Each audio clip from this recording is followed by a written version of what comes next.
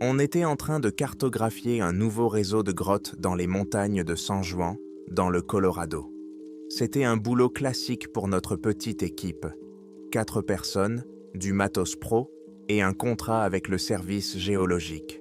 On cherchait pas l'aventure. On voulait juste comprendre la structure de la roche, les courants d'eau et faire des cartes 3D précises. En octobre, le temps est déjà instable dans les montagnes.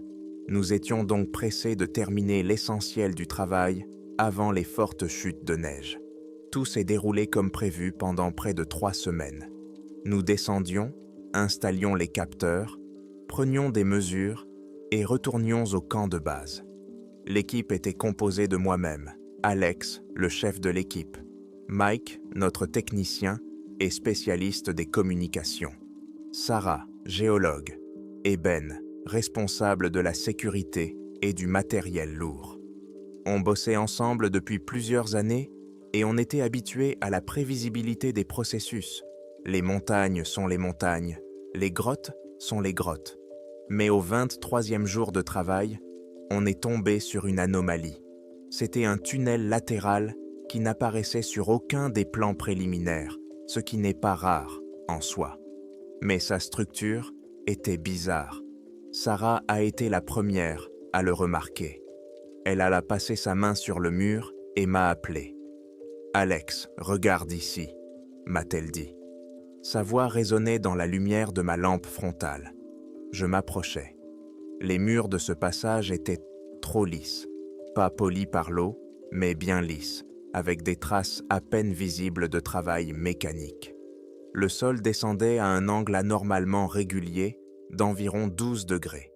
Dans la nature, on ne trouve pratiquement jamais de surface aussi lisse, sur des dizaines de mètres. Mike a braqué sa lampe puissante vers l'intérieur. Le faisceau s'enfonçait dans l'obscurité sans se refléter sur les courbes et les saillies habituelles.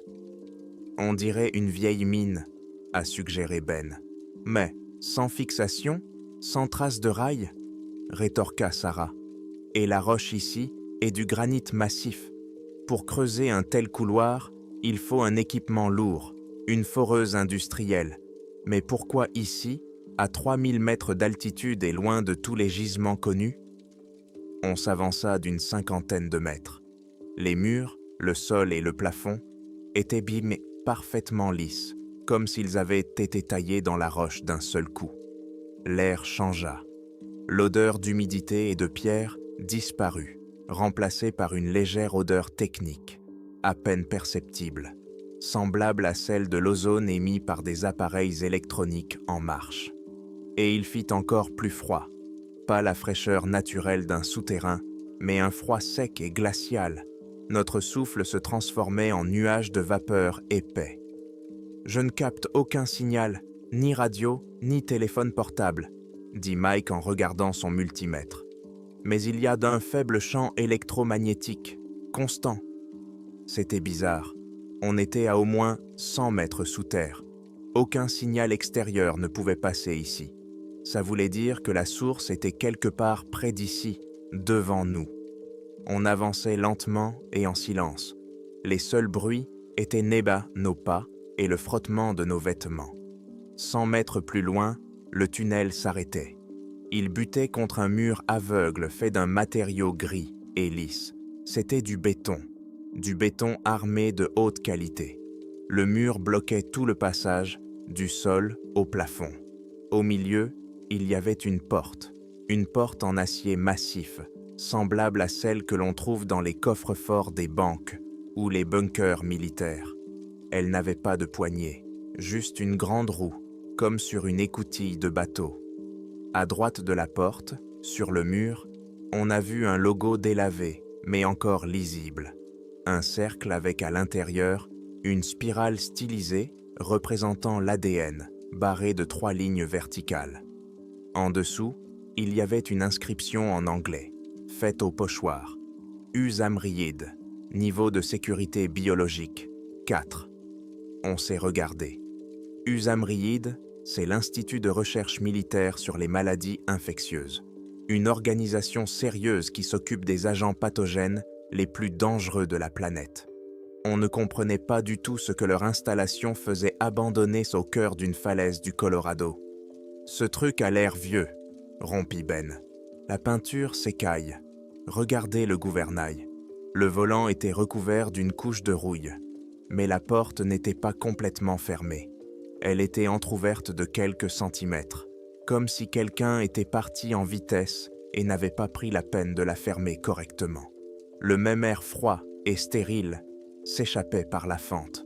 « On doit le signaler, » dit Sarah. « Ce n'est pas notre juridiction. On n'a aucune idée de ce qu'il y a là-dedans. »« Le signaler? À qui ?» demandai-je. « Au shérif de la ville la plus proche? Lui dire qu'on a trouvé un bunker militaire secret sous terre? Soit on nous prendra pour des fous, soit on se retrouvera dans le collimateur des services fédéraux et notre contrat sera fichu. » Mike s'approcha de la porte et tenta de jeter un œil par la fente. Il fait sombre, mais il y a une faible lumière, une lumière de secours, on dirait. Il braqua sa lampe torche à l'intérieur. Le faisceau éclaira une partie du couloir dont les murs étaient jaunes recouverts de métal. Il y a encore de l'électricité. Vous entendez? On tendit l'oreille. Un bruit très faible, à peine perceptible, provenait de l'intérieur. Constant, monotone, comme un transformateur ou un système de ventilation en marche. La décision n'était pas facile à prendre. Selon les instructions, on devait documenter l'anomalie, sceller le passage et transmettre les données au client. Mais on était face à un mystère dont on ne pouvait même pas imaginer l'ampleur. Un laboratoire biologique militaire abandonné avec l'électricité qui marchait. Ça dépassait toutes les instructions. « J'y vais en premier », ai-je dit. « Mike, tu restes ici et tu gardes le contact. Si je ne sors pas dans 15 minutes, ou si on perd le contact, toi, Ben et Sarah, vous partez et vous prévenez les autorités. D'accord ?» Tout le monde a acquiescé en silence. Il était inutile de discuter. On savait tous qu'on ne pouvait plus simplement partir. Ben et moi avons poussé la lourde porte. Elle a cédé dans un grincement assourdissant de métal rouillé.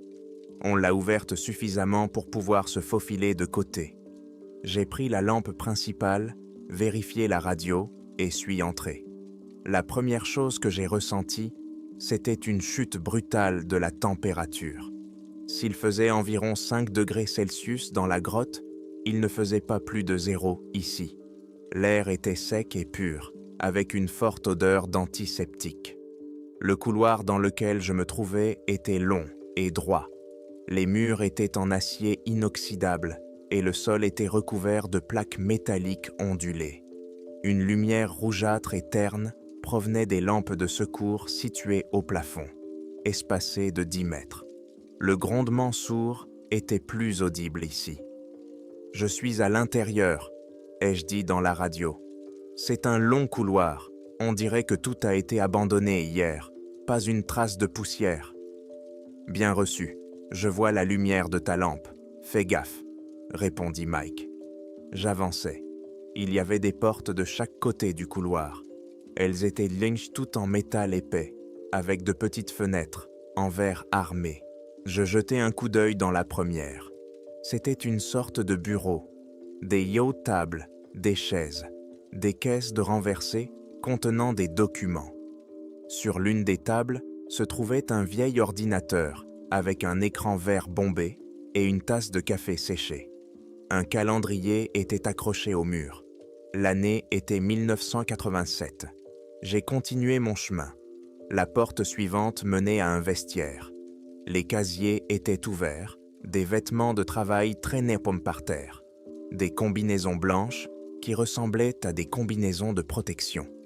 Tout était en désordre. J'ai parcouru tout le couloir jusqu'au bout. Il se terminait par une autre porte hermétique, mais celle-ci était fermée. À côté, sur le mur, il y avait un panneau de commande avec plusieurs boutons et un écran. L'écran ne marchait pas. Je suis retourné voir les autres. Il y a tout un complexe là-dedans. On dirait un bâtiment administratif. Tout a été laissé en plan. Ça date de la fin des années 80. On doit y aller tous ensemble. On ne peut pas y aller seul. On a décidé de tenter le coup.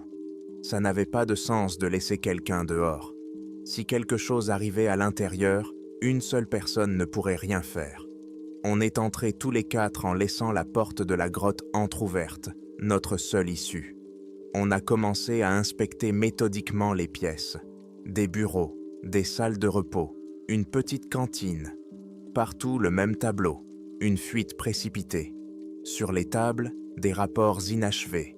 Dans les cendriers, des mégots. Sur les porte-manteaux, des vêtements. C'était comme si une alarme avait retenti et que tout le monde avait quitté sa place en un clin d'œil. Sarah a trouvé des documents techniques dans un des bureaux. C'étaient donc les plans du complexe. Il était énorme et s'enfonçait dans la roche sur plusieurs niveaux. On était dans le secteur administratif et domestique, appelé Zone D. Plus loin se trouvait la Zone C, le bloc de laboratoire, la Zone B, le vivarium, et la Zone A, le secteur de détention, la plus profonde et la plus isolée. D'après les plans, tout le complexe était alimenté par un générateur géothermique autonome. Ça expliquait pourquoi il y avait encore de l'électricité ici. « Regardez !» nous a dit Mike. Il se tenait devant une grande carte, accrochée au mur de la salle de réunion. C'était une carte du complexe, mais elle était annotée au marqueur rouge.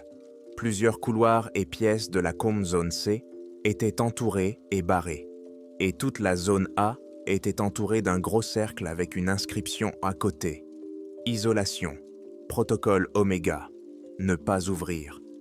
Notre attention était maintenant ailleurs. On avait un but. On s'est dirigé vers le bloc des laboratoires. La porte qui séparait les zones était massive et équipée d'une serrure électronique. Mais, à notre grande surprise, elle était ouverte. On est entré dans la zone C. L'ambiance était différente ici. De longs couloirs stériles, des laboratoires aux murs de verre. À l'intérieur, on voyait des équipements complexes, des centrifugeuses, des boîtes de sécurité biologique, des chromatographes. Tout était recouvert d'une fine couche de givre. La température était encore plus basse ici, environ -5 degrés. Le long des murs, il y avait des tuyaux épais recouverts de glace. Apparemment, après l'évacuation, un système de cryoconservation s'était mis en marche. Dans l'un des laboratoires, on a trouvé quelque chose qui nous a fait nous arrêter. Le long du mur, il y avait de grands conteneurs cryogéniques en acier inoxydable. Chacun était équipé d'un petit panneau avec des capteurs. Les aiguilles des indicateurs analogiques étaient figées à -80 degrés Celsius. Chaque conteneur était démuni d'une plaque avec un code et la mention échantillon. On n'a pas touché à ces conteneurs. On a suivi le couloir principal du bloc de laboratoire en consultant le plan. Notre but était la Zone A, le secteur de détention. On voulait comprendre ce que signifiait l'inscription « Protocole Oméga ». L'accès à la dernière zone se trouvait tout au bout du couloir, et il était différent de tout ce qu'on avait vu auparavant. Ce n'était pas juste une porte, c'était un sas, 2 portes hermétiques, à 5 mètres l'une de l'autre. Devant la première porte, il y avait un panneau avec un seul bouton et l'inscription « Décontamination ». Le système ne marchait clairement pas, mais la première porte du sas était ouverte. On est entré dans une petite pièce entre les 2 portes. Les murs étaient écarlés et le plafond était équipé de buses qui semblaient faire partie d'un système de pulvérisation. La deuxième porte était fermée. C'est là qu'on a découvert la principale bizarrerie. Cette porte menant à la zone A n'était pas simplement verrouillée. Elle y était soudée. Tout le pourtour était recouvert d'une soudure grossière et irrégulière. Le métal était fondu et on voyait de bien que ça n'avait pas été fait en usine, mais à la main avec un chalumeau plasma. Et de notre côté, quelqu'un voulait vraiment que rien ni personne ne sorte de la zone A. Mais le plus inquiétant n'était pas ça. Près de la soudure, sur la porte elle-même, on a vu des traces de coups violents venant de l'intérieur. Il y avait des bosses profondes sur l'épaisse tôle. Et autre chose. Sur le sol, juste sous la porte, on pouvait voir une fine couche de poussière sombre, semblable à de la suie. Ben s'est accroupi et a passé son doigt de ganté sur cette poussière. « Ce n'est pas de la suie, » a-t-il dit doucement. « On dirait de la cendre. » On était dans un silence total, seulement rompu par le ronronnement du générateur. Devant nous, il y avait une porte qui avait d'abord été scellée, puis quelqu'un de l'autre côté avait essayé désespérément de la défoncer. C'est à ce moment-là que Sarah remarqua le terminal sur le mur, à côté du sas. Contrairement aux autres, son écran brillait d'une faible lumière orange. Il n'y avait qu'une seule ligne qui ne changeait pas. Contrôle d'accès à la zone A. Statut. Isolation permanente. Enregistrement du journal actif. Mike, notre technicien, s'est approché du terminal. Il avait l'air super concentré. Il a ignoré le message principal et a commencé à appuyer sur les touches de fonction en bas de l'écran. Après quelques essais, un menu est apparu à l'écran. Il était simple. Afficher le journal.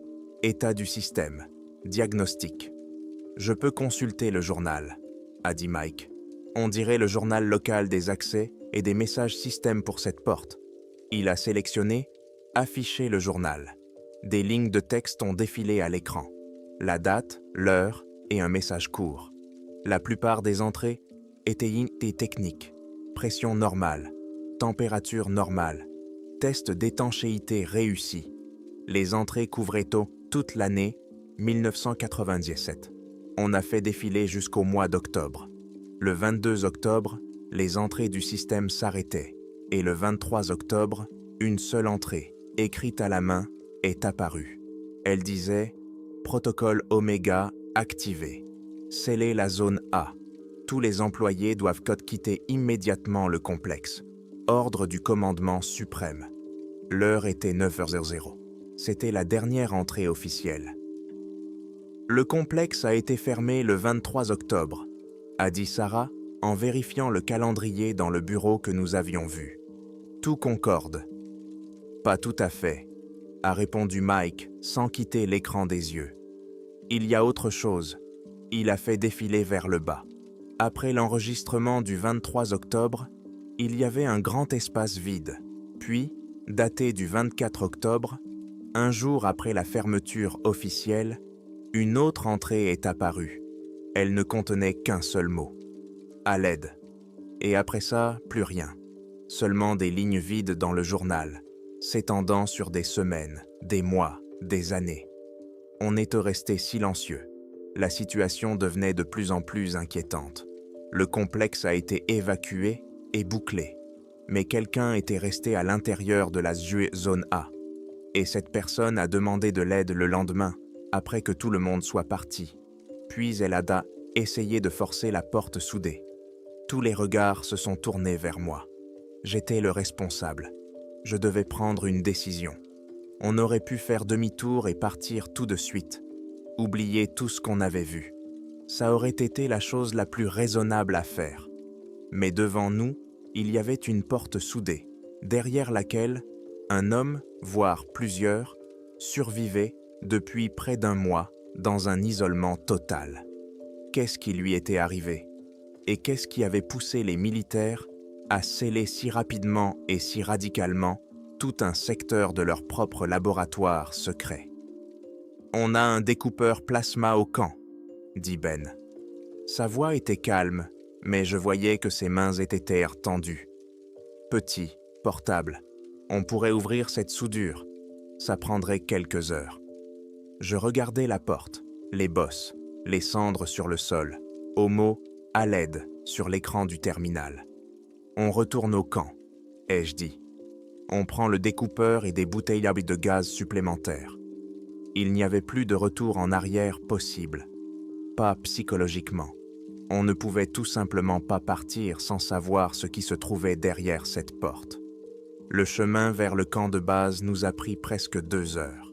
Chaque pas depuis les profondeurs de la montagne vers la surface nous donnait l'impression de passer d'un monde à l'autre.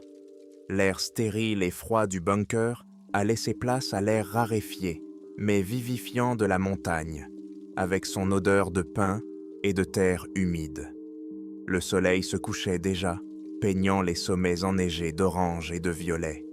Cette beauté naturelle semblait maintenant étrange, presque déplacée après ce qu'on avait vu en bas. Le silence dans le groupe était lourd.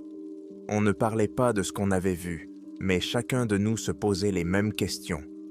Au campement, en allumant le réchaud à gaz pour le dîner, Sarah finit par rompre le silence. « Alex, on est sûr de ça ?» Sa voix était douce, presque sans intonation. Le protocole Oméga, ce n'est pas écrit comme ça sur les sites militaires pour rien. Et s'il y a un virus actif là-bas, ou des radiations? Il n'y a pas de radiation. J'ai vérifié avec le dosimètre, répondit Mike en disposant le matériel sur la bâche. Le fond est parfaitement propre, même plus bas qu'à la surface. Pour les virus, Sarah, tu es géologue, mais tu connais les bases de la biologie. La plupart des agents pathogènes dangereux ne peuvent peut-être pas survivre aussi longtemps hors d'un hôte ou d'un milieu spécial. Ça fait plus de 30 ans. En plus, la température à l'intérieur du complexe est extrêmement basse. Ça conserve plus que ça ne tue, mais ça ne favorise pas la propagation. Ce n'est pas ça le problème, insista-t-elle. La question était de savoir pourquoi ils l'ont scellé et pourquoi quelqu'un est resté à l'intérieur. On s'introduit là où on n'a rien à faire. Ça peut être dangereux, pas d'un point de vue biologique, mais d'un point de vue des conséquences. Quelles conséquences? Intervint Ben. Il vérifiait le découpeur plasma, ses mains massives bougeant avec une précision habituelle. Le complexe est abandonné. Il n'est gardé par personne. Il n'existe probablement pas dans les registres officiels.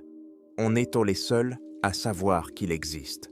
Si on ne découvre pas ce qui s'est passé là-bas, personne ne le saura jamais. Ces mots étaient lents moins logiques, mais ils ne me rassuraient pas. Je comprenais les craintes de Sarah. On était passé du statut d'explorateur à celui de cambrioleur. Mais l'idée de la personne qui avait laissé ce message et les marques sur la porte me hantait. Ce n'était plus de la simple curiosité. C'était comme un devoir. On va entrer avec la plus grande prudence, ai-je dit, prenant la décision pour tout le monde. On utilisera des masques avec des filtres de protection maximale. On ne touchera à rien sans gants. Notre mission est d'ouvrir la porte, d'évaluer la situation et de trouver tout document ou journal qui pourrait expliquer ce qui s'est passé. Pas d'initiative personnelle. Si on voit quelque chose qu'on ne peut pas expliquer ou qui nous semble dangereux, on part immédiatement. Tout le monde est d'accord? Tout le monde a hoché la tête. Il n'y avait plus de discussion. On a mangé rapidement, rassemblé le matériel nécessaire. Un coupe-tube, 2 bouteilles d'argon supplémentaires, un câble d'alimentation plus long pour nos générateurs, une trousse de premiers secours et un endoscope avec une caméra flexible. À la tombée de la nuit, on a repris notre descente. Le retour au bunker était différent. Maintenant, cet endroit ne semblait plus juste abandonné. Il semblait figé, immobile, dans l'attente. Le ronronnement sourd du générateur, qui était auparavant un bruit de fond, semblait maintenant être le battement du cœur de ce monstre de béton. On a rapidement traversé les blocs administratifs et les laboratoires, nos pas résonnant dans les couloirs vides. Le givre sur les murs de la Com Zone C semblait s'être épaissi. Nous voilà de nouveau devant le sas soudé de la Back Zone A. L'écran orange du terminal brillait toujours dans la pénombre, affichant son éternel message d'isolement. On se mit au boulot sans un mot. Ben enfila un masque de protection avec un filtre de lumière.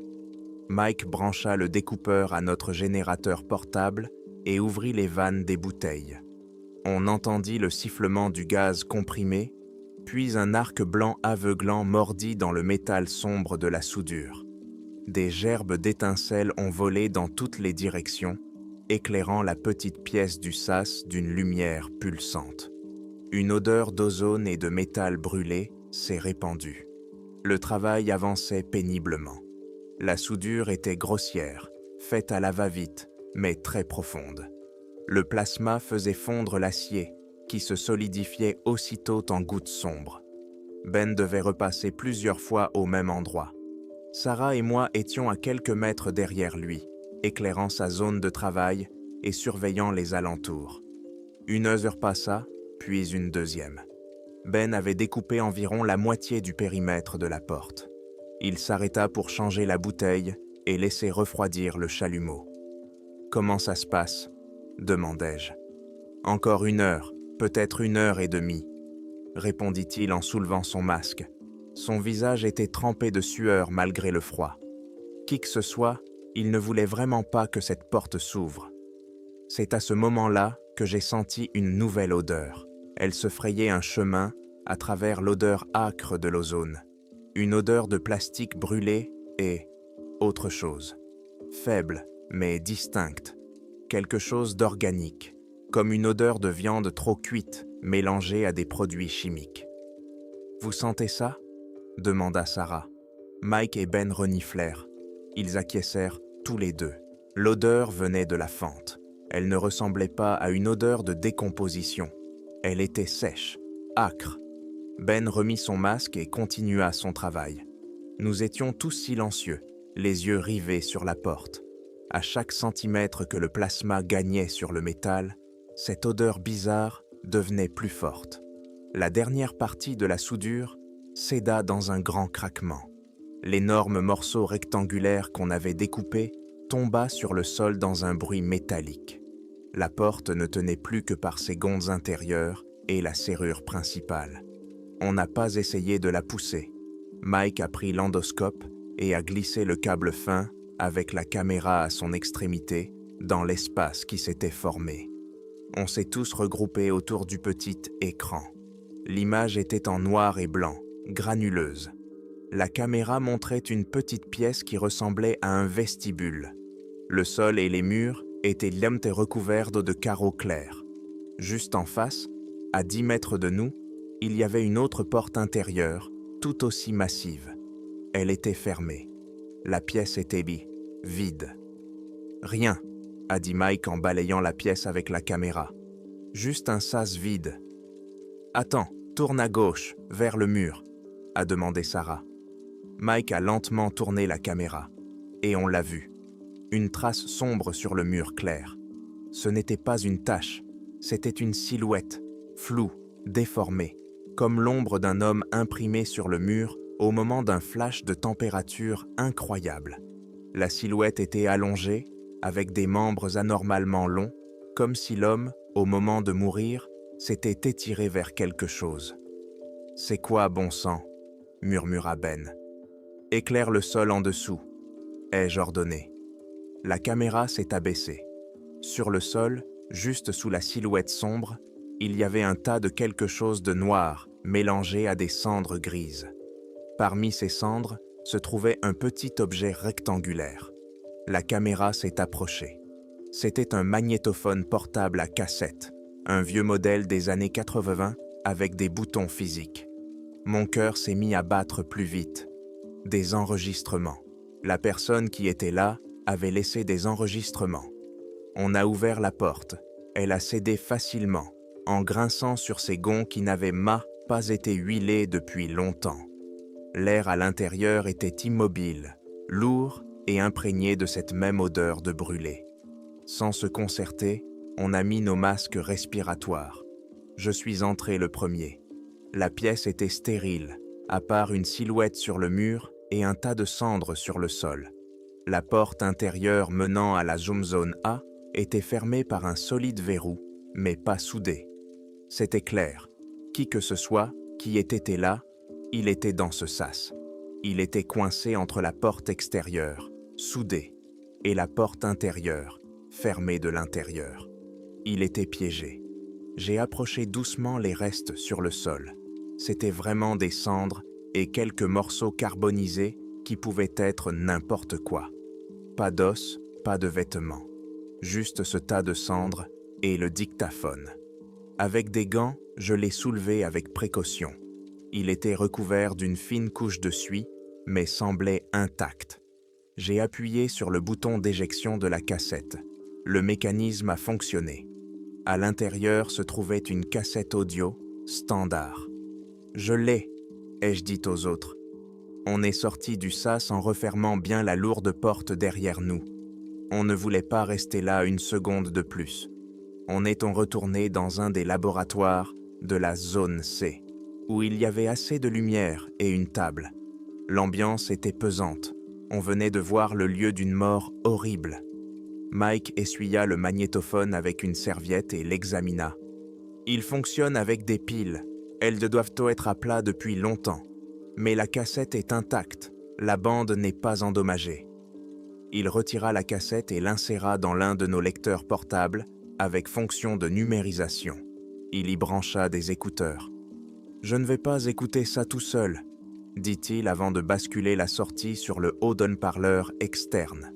Nous étions tous les quatre debout autour du petit lecteur, posé sur une table métallique froide, au cœur du laboratoire biologique abandonné. Dehors, on entendait toujours le grondement incessant du générateur. Mike appuya sur le bouton « Lecture ». Le haut-parleur a sifflé. On allait entendre la voix d'un homme mort ici, il y a plus de 30 ans. Après un clic et un bref sifflement, une voix s'est fait entendre. Elle était calme, posée, avec une fatigue à peine perceptible. Une voix de baryton masculine, celle d'un homme d'âge moyen. Aucune interférence. L'enregistrement était d'une clarté saisissante. Enregistrement numéro 1, le 24 octobre 1997, environ 7 heures du matin. Ici le docteur Elias Vance, chercheur principal. Je suis seul. On s'est regardé. C'était bien la date qu'on attendait, le lendemain de l'évacuation. Le complexe a été évacué hier, conformément à l'ordre d'activation du protocole Oméga. Les communications avec l'extérieur ont été coupées. Le sas principal a été soudé de l'extérieur sur mon ordre. J'ai bloqué le sas intérieur de la zona depuis l'intérieur du vestibule. Je suis coincé entre deux portes, et c'était un choix délibéré. J'ai un kit d'urgence standard, une semaine de rations alimentaires, 10 litres d'eau et cet enregistreur. Je devais m'assurer que le protocole ne soit pas appliqué à la lettre. Il voulait le détruire. Je ne pouvais pas laisser ça arriver. La voix s'est interrompue, on pouvait l'entendre respirer profondément. Ils ne comprennent pas sa nature, ils ne voient en lui qu'une menace, une arme qui a échappé à tout contrôle. Le général Mattison l'a qualifié de « actif instable ». Quelle définition étroite d'esprit! Ce n'est pas un actif, c'est la première forme de vie véritablement non carbonée que l'humanité ait jamais rencontrée. Le sujet sept, il n'est pas hostile, il existe tout simplement. Ses lois physiques sont différentes des nôtres. Les incidents qui ont conduit à l'évacuation n'étaient pas des attaques, c'étaient des réactions.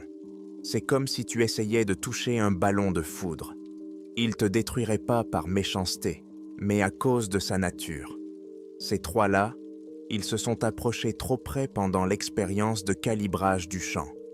Il y a eu une cascade de résonance, une sublimation instantanée de toute matière organique dans un rayon de 2 mètres. Ce qui reste d'eux sur les murs, ce ne sont pas des brûlures, ce sont leurs ombres, brûlées dans l'espace par de l'énergie pure. J'aurais dû le prévoir. C'est ma faute. Mike arrêta l'enregistrement. On se regarda dans un silence assourdissant. L'explication des silhouettes sur le mur était à la fois si banale et si horrible que mon cerveau refusait de l'accepter. Il n'y avait pas eu de monstre qui avait déchiqueté les gens. Il y avait eu une réaction physique, comme un court-circuit. La vie sur le terrain, marmonna Sarah. Une structure énergétique auto-organisée, c'est théoriquement possible. Il existe plusieurs modèles, mais dans la pratique. Continue, dis-je à Mike. Ma voix était plus dure que je ne l'aurais voulu. Mike appuya sur le bouton. La voix du docteur Vance continua, mais avec une nuance différente. Quelques jours passèrent. Enregistrement numéro 4. 28 octobre. Les réserves de nourriture s'épuisent plus vite que prévu. Le froid nous pompe notre énergie. J'essaie de lui parler à travers la porte. Je sais qu'il m'entend. Pas avec ses oreilles, bien sûr. Il réagit aux vibrations de ma voix, aux impulsions électrochimiques de mon cerveau. Il aime le grondement sourd généré par le complexe. Il l'utilise comme un diapason. Il s'accorde dessus. Parfois, le grondement change, devient plus aigu ou plus grave. C'est lui qui me répond. Il apprend. Il est curieux. Hier, je lui ai chanté une petite mélodie, les premières notes d'une berceuse que ma mère me chantait. Le grondement derrière la porte a repris exactement la même tonalité pendant quelques secondes. Je ne suis pas fou, je suis un scientifique, je constate des faits. Nouvelle pause. On n'entendait que le sifflement de la bande. On restait immobile, craignant de faire le moindre bruit, comme si on avait peur d'interrompre ce dialogue à travers le temps. Enregistrement numéro 7, 2 novembre. Il ne reste presque plus d'eau. J'ai commencé à frapper à la porte, rythmiquement. Une simple séquence, 2 coups, une pause, 3 coups. C'est du morse, des concepts mathématiques très simples. Il a répondu, pas en frappant, en modifiant la pression dans le sas. Je l'ai senti avec mes oreilles. Des variations courtes et brusques, 2 fois, puis 3. Il comprend la logique, il comprend les mathématiques. Mon Dieu, c'est un être intelligent, isolé, étranger, mais intelligent. Et il voulait le détruire, inonder tout ici d'un inhibiteur neutronique qui aurait détruit sa structure de champ. Cela aurait été équivalent à tuer Archimède, parce que ses calculs semblaient jolly dangereux à quelqu'un. La voix de Vance n'était plus aussi calme.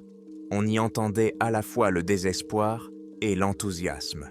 C'était la voix d'un homme qui avait touché quelque chose de grand, mais qui en payait le prix fort. On a continué à écouter. Les enregistrements devenaient plus courts, la voix plus faible.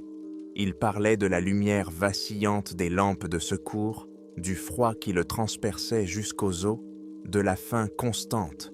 Il a mentionné plusieurs fois qu'il avait essayé de défoncer la porte extérieure, mais sans succès.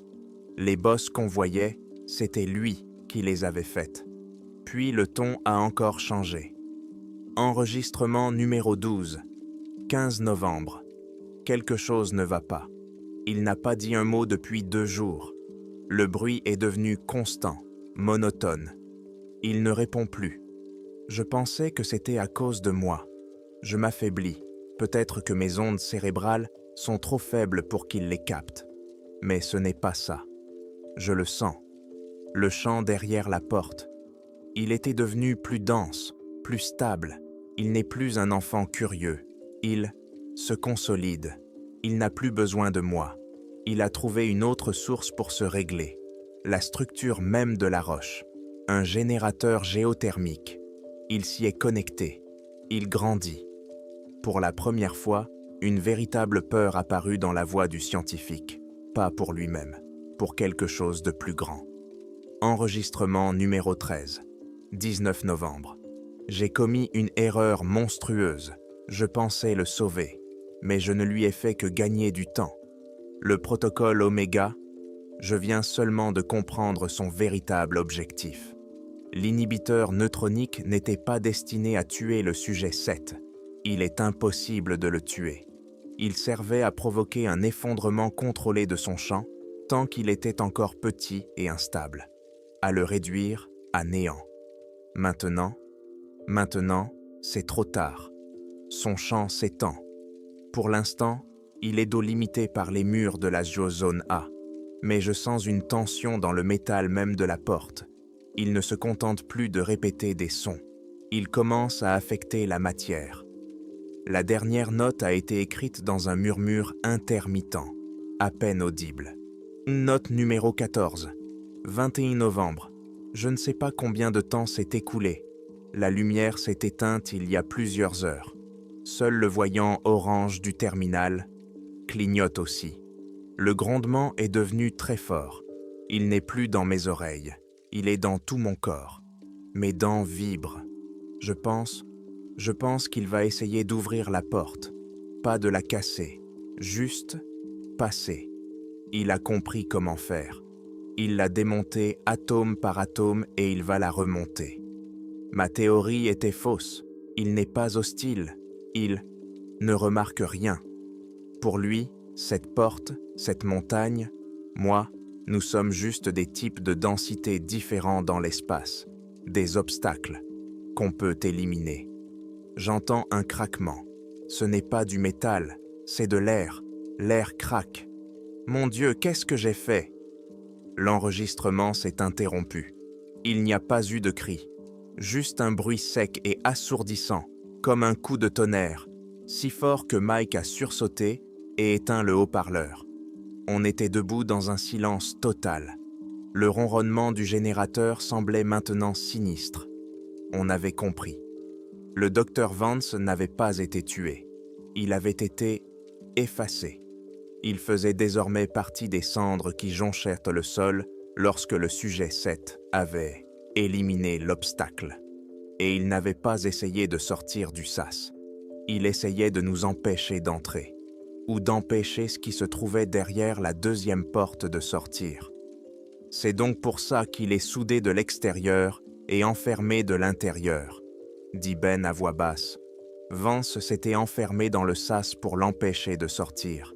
Il était le dernier rempart. Et ça a passé 30 ans là-dedans, a ajouté Sarah en regardant vers le sas. Ça a grandi, ça a appris, Saïdès est devenu plus fort.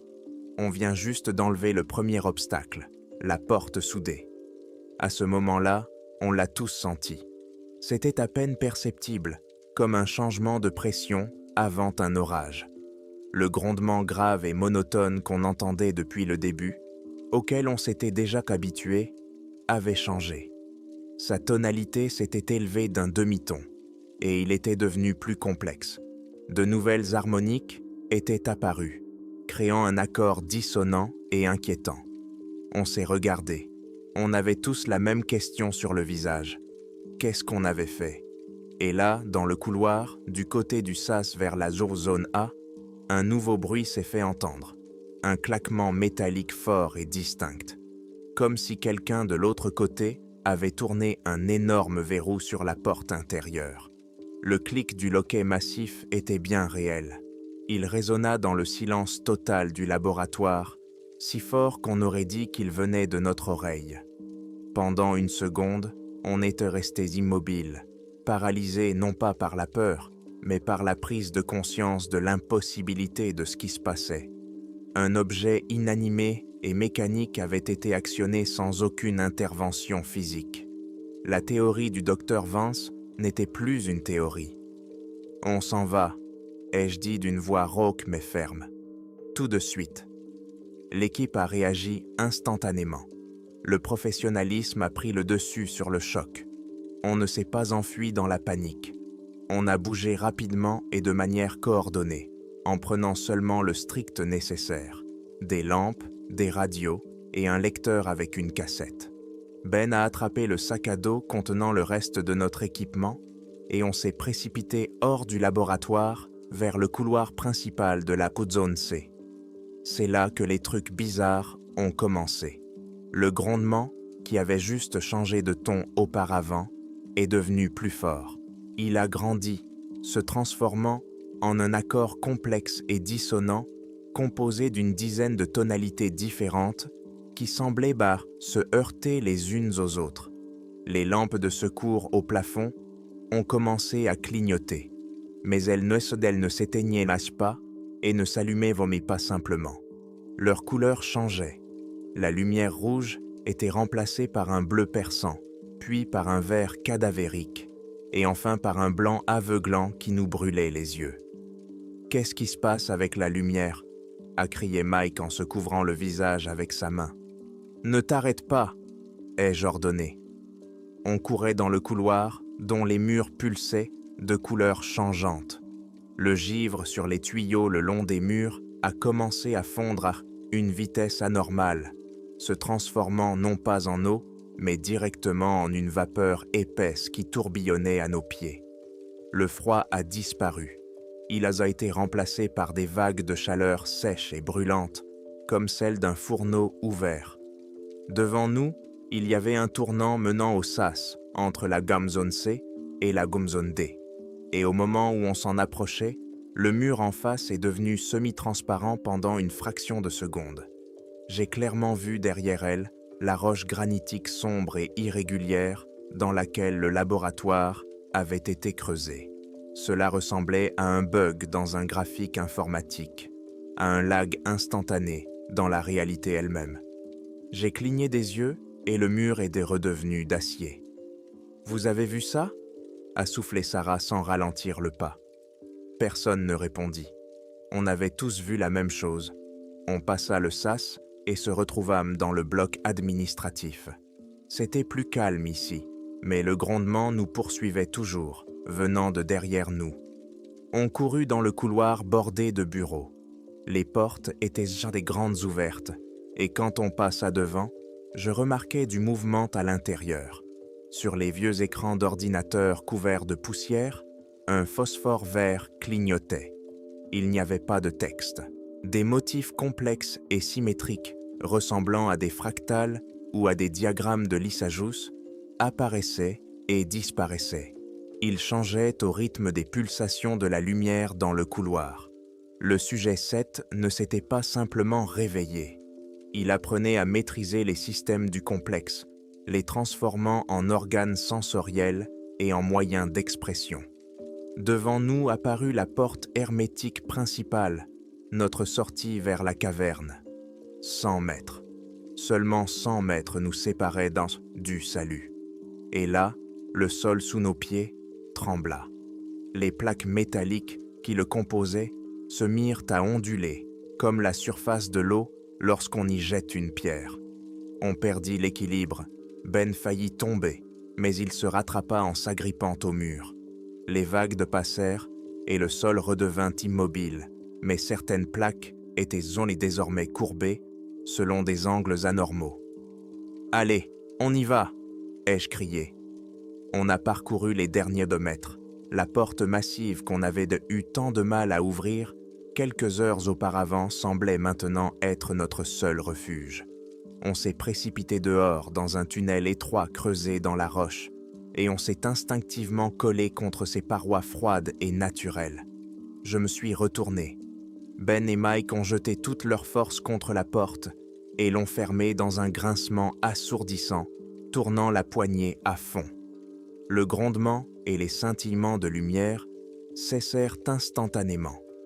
On se retrouva dans un silence presque total, seulement rompu par le bruit de notre respiration lourde et saccadée. Ici, dans cette grotte naturelle, l'influence du sujet 7 semblait ne pas s'étendre. « Tout le monde est là ?» demandai-je en reprenant mon souffle. Tout le monde acquiesça, incapable de parler.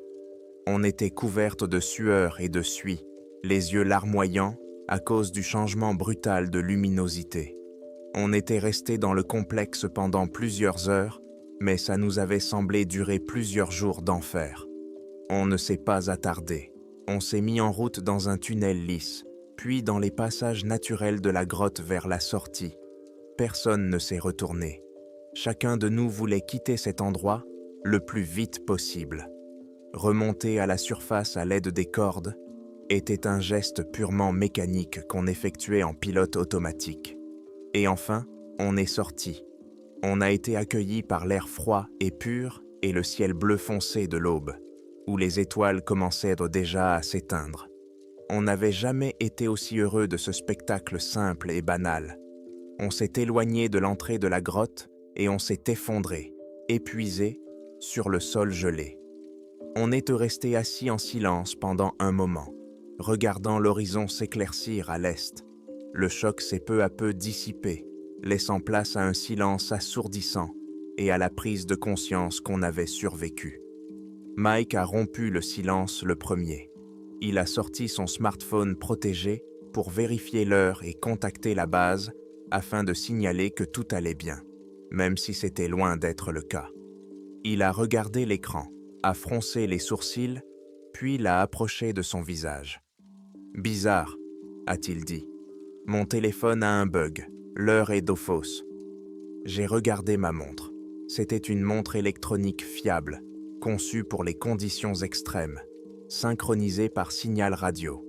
Elle indiquait également une heure erronée. « Qu'est-ce que tu vois ?» ai-je demandé à Mike.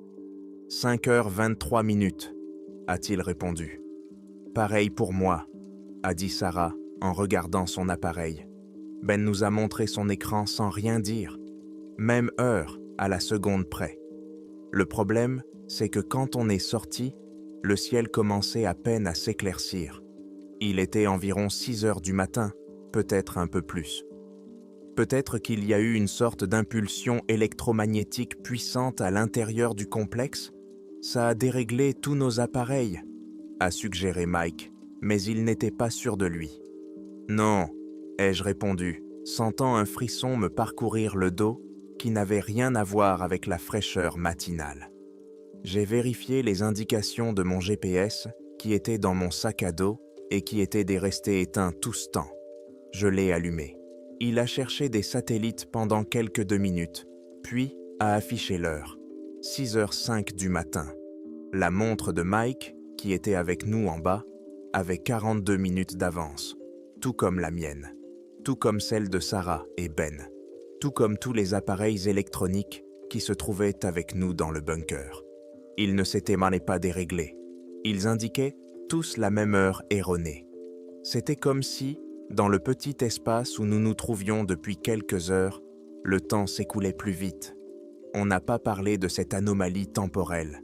On n'avait pas les mots pour décrire ce phénomène, ni la force d'essayer de l'expliquer. Le fait était indéniable. 42 minutes. 42 minutes de différence entre le temps qui s'écoulait pour nous en bas et le temps qui s'écoulait pour le reste du monde. Ce fait était plus effrayant que les murs pulsants et les sols incurvés. Il violait les lois fondamentales que nous considérions comme immuables. La décision fut prise sans un mot. Nous ne retournerions pas au camp de base. Nous avons tout laissé. Les tentes, la plupart du matériel géologique, nos effets personnels. On a juste pris nos sacs à dos avec le strict nécessaire, nos papiers et, surtout, la cassette et le lecteur sur lesquels Mike avait copié l'enregistrement. On devait se tirer de cette montagne le plus loin et le plus vite possible. La descente a été un cauchemar. On avançait grâce à l'adrénaline, ignorant la fatigue. Chaque craquement de branche, chaque pierre qui dérobait nos pieds, nous faisait sursauter. On regardait sans cesse derrière nous, comme si on s'attendait à voir la structure même de la montagne se déformer derrière nous. Le ciel était clair, le soleil montait de plus en plus haut, mais le monde autour de nous ne semblait pas sûr. Il ressemblait à un décor fragile qui pouvait s'effondrer à tout moment. À mi-chemin, Mike s'est arrêté. Il a pointé en silence la ligne électrique qui longeait la pente jusqu'à un petit pylône servant les villes voisines. Les fils vibraient. C'était un bruit normal pour des lignes à haute tension, mais là, c'était différent. Il était plus grave et on pouvait y percevoir la même tonalité complexe et irrégulière que nous avions entendue dans le laboratoire. Elle était à peine perceptible dans le bruit du vent, mais elle était bien là. « Il s'est connecté », murmura Sarah. « Le générateur géothermique est maintenant le réseau électrique général. Il l'utilise comme son système nerveux. » On a accéléré le pas. L'idée que cette chose ait maintenant accès à l'infrastructure mondiale était paralysante. On ne fuyait plus un endroit précis. On fuyait un phénomène qui pouvait potentiellement se trouver n'importe où, partout où il y avait de l'électricité. Après 6 heures de descente épuisante, on est arrivé à la route où on avait laissé notre 4x4. Jamais la vue d'une vieille voiture cabossée ne m'avait procuré un tel soulagement. On a jeté nos sacs à dos dans le coffre et on est parti, laissant derrière nous un nuage de poussière. On n'a pas regardé dans le rétroviseur. On a roulé pendant 2 heures jusqu'à la première grande ville. On s'est arrêté dans un motel sans charme à la périphérie. On a pris 2 chambres, on a pris une douche qui a lavé la saleté, mais pas nos émotions. On s'est retrouvé dans une chambre. Sur la table, entre nous, il y avait un lecteur avec une cassette. On devait décider quoi faire ensuite. « On ne peut en parler à personne », a dit Ben. Sa voix était sourde. « On nous enverra dans un hôpital psychiatrique où ceux qui ont construit ce complexe nous feront taire. On a vu ce qu'on n'aurait pas dû voir. Mais on ne peut pas faire comme si rien ne s'était passé, a rétorqué Sarah. Cette chose, le sujet 7, elle est en liberté, elle est connectée. Que va-t-elle faire? Que veut-elle? Elle ne veut rien, ai-je répondu, me souvenant des paroles du docteur Vance. Elle était juste là. Elle grandit, explore, interagit. Et pour elle, on n'est rien de plus que des obstacles, ou, au mieux, des anomalies curieuses mais insignifiantes. La discussion était dans une impasse. On ne pouvait pas aller voir la police. On ne pouvait pas contacter l'armée. On était seul avec cette connaissance. La seule preuve de tout ce qui s'était passé était l'enregistrement audio. Mike a branché le lecteur à son ordinateur portable. Il voulait faire plusieurs copies de sauvegarde du fichier, le stocker sur différents supports. « J'ai numérisé toute la cassette en un seul fichier », a-t-il dit en regardant l'écran. « C'est bizarre. Les métadonnées du fichier sont corrompues. Il n'y a ni date de création, ni aucune autre info. Juste le nom que je lui ai donné et la taille. » Il a ouvert les propriétés du fichier. On s'est tous penchés vers l'écran. À côté de la ligne « Durée », il y avait des chiffres. Je m'attendais à voir environ 20, peut-être 30 minutes, soit la durée totale de tous les enregistrements du Dr Vance. Mais les chiffres étaient différents. La durée du fichier était d'1 heure, 25 minutes et 34 secondes. « C'est impossible », murmura Mike. La cassette était standard, 60 minutes. Même si j'avais enregistré les deux faces, ça aurait fait 1 heure maximum. Et les enregistrements de Vance occupaient à peine la moitié d'une face. Il ouvrit l'éditeur audio et chargea le fichier. Une piste audio apparut à l'écran. Les 30 premières minutes étaient marquées par des pics et des creux. La voix de Vance. Puis venait une longue section, presque régulière. Mike plaça le curseur au début et appuya sur « Lecture ». Le son qu'on avait entendu dans le laboratoire retentit dans les haut-parleurs de l'ordinateur portable. Un bourdonnement complexe, multicouche et dissonant, celui que nous avions entendu dans le laboratoire avant de nous enfuir. Il n'était pas fort, il était faible, presque inaudible, mais il était bien là. Il avait été enregistré sur la bande. Mike fit défiler la piste jusqu'à la fin. Le bourdonnement continuait sans interruption. Il a arrêté la lecture et a regardé à nouveau la durée totale du fichier. 1 heure et 25 minutes. Il a pris sa calculatrice. Il a soustrait de ce temps la durée approximative des enregistrements de Vance. Il restait environ 45 minutes. À quelques minutes près, c'était le moment où nos montres s'étaient précipitées. On était silencieux. Le sujet 7 n'avait pas simplement influencé nos appareils. Il n'avait pas simplement appris à contrôler les systèmes du complexe. Il avait modifié l'enregistrement lui-même. Il avait inscrit sa présence dans le fichier audio, l'étirant dans le temps, y ajoutant plus de 40 minutes de sa propre existence. Il n'avait pas simplement laissé sa trace sur la cassette. Il en est devenu partie intégrante. Et maintenant, cet enregistrement, ce fragment de son essence, se trouvait sur le disque dur d'un ordinateur portable dans un motel anonyme, à des centaines de kilomètres de la montagne, que nous ne reverrions jamais.